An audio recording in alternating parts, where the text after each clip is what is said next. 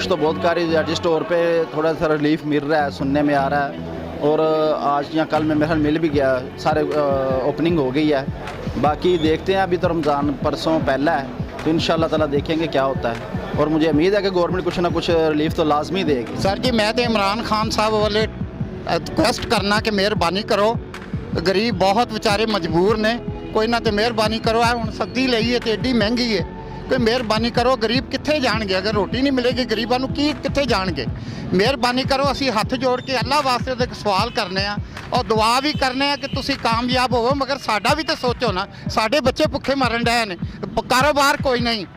मेहरबानी करो कि साडे ते बहुत मेहरबानी करो, हालात बड़े मुल्क दे खराब ने।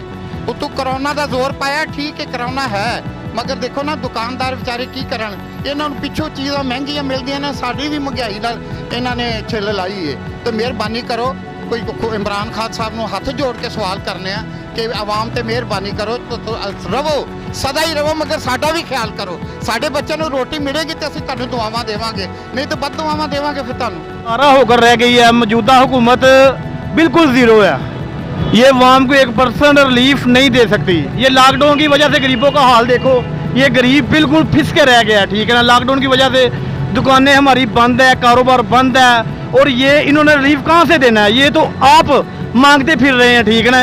ये मांगतों से रिलीफ लेना बिल्कुल बेवकूफ़ी है। ये अवाम को रिलीफ, गरीबों बंदों को रिलीफ नहीं दे सकते। ये नहीं, वो नहीं अभी तक नज़र आ रही, लेकिन इलेक्ट्रिक स्टोर पे थोड़ी सी कमी महसूस हो रही है कि सुनने में आ रहा है कि ये इलेक्ट्रिक स्टोर पे हर चीज़ में 15 से 20 रुपए किलो के हिसाब से सस्ती मिल रही है। देखो जी लगता तो नहीं कि इस तरह करनगे, क्योंकि अजे बाजार दे विच ओहो ही रेट ने पुराने। सवेरे रोज़ा है तो कोई महंगाई सस्ता कोई शै नहीं हुई। आ लसन हुण 60 रुपये पाइया लिया, हुण एक पाइया पहले सस्ता सी, जेड़े ने 180 रुपये किलो ने, करेले जेड़े 200 रुपये किलो ने। कित्थे जाए गरीब आदमी? अमीर आदमी तो खा लेगा, तो गरीब कित्थों खाएगा? जिन्हें बेचारे ने 200 रुपया 500 कमाना, वो करेले तो नहीं खा सकता ना। ये मेहरबानी करो, इमरान खान साहब अगे हत्थ जोड़ने कि आवाम का कुछ सोचन। रवो अल्लाह करे, तुसी सदा रवो, मगर साडा भी तो सोचो, साडे बच्चों को रोटी मिले। अगर नहीं मिलेगी तो हालात होर ज़्यादा खराब होंगे, चोरियां ज़्यादा होंगियां, डकैतियां ज़्यादा होंगियां। मेहरबानी करो, असी हत्थ जोड़ के सवाल करने कि सस्ती चीज़ां करो। रमज़ान आ रहा है, अगर गरीब आदमी रोज़ा नहीं रखेगा तो खोलेगा काहदे नाल? अगर उन्होंने घ्यो सस्ता होएगा, चीनी सस्ती होएगी, आटा सस्ता होएगा, तो गरीब आदमी रोज़े रखेगा ना। तो सरमायादार तो 2-2 महीनों का राशन इकट्ठा कर लेंदे ने, असी कित्थों लैके जाइए?